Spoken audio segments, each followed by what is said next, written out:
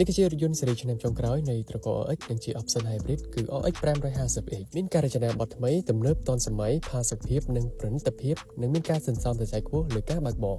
អ្វីដែលកាន់តែពិសេសនោះរថយន្តបានធ្វើការនាំចូលដោយផ្ទាល់ពីក្រុមហ៊ុន Lexus Cambodia ដូច្នេះរថយន្តមានការធានាយ៉ាងត្រឹមត្រូវពីក្រុមហ៊ុន Lexus Cambodia រាល់កំហុសបច្ចេកទេសពីរោងចក្រដែលមានរយៈពេលរហូតដល់3ឆ្នាំឬ 100000 គីឡូឯណោះនិងមានសេវាកម្មថែទាំរថយន្តរហូតដល់3ឆ្នាំបន្ថែមចំពោះការផ្លាស់ប្ដូរប្រេងម៉ាស៊ីនការដកដូរកង់និងការផ្លាស់ប្ដូរគ្រឿងបន្លាស់មួយចំនួនរបស់រថយន្តព្រមទាំងមានផ្ដល់ជូនសេវាកម្មលាងរថយន្តដោយឥតគិតថ្លៃរយៈពេល3ឆ្នាំផងដែរសម្រាប់លក្ខខណ្ឌនៃការទិញរថយន្តអតិថិជនអាចទិញតាមរយៈលុយសុទ្ធការបង់រំលោះជាមួយនឹងក្រុមហ៊ុនឬយករថយន្តដែលកំពុងប្រើប្រាស់មកធ្វើការផ្លាស់ប្ដូរជាមួយក្រុមហ៊ុនដោយផ្ទាល់តោះសម្រាប់អតិថិជនមានចំណាប់អារម្មណ៍ចង់ធ្វើការបើកបរសាកល្បងក៏ដូចជាចង់មើលរថយន្តដោយផ្ទាល់អាចអញ្ជើញមកក្រុមហ៊ុន Lexus Cambodia ដែលមានទីតាំងតែមួយគត់គឺស្ថិតនៅបណ្ដោយផ្លូវ60ម៉ែត្រនៅក្នុងទីក្រុងភ្នំពេញឬអាចធ្វើការតាក់ទងតាមរយៈលេខទូរស័ព្ទខាងលើដើម្បីទទួលបានព័ត៌មានលម្អិតខ្ញុំបាទហ៊ុនសូមអរគុណនិងសូមជម្រាបលា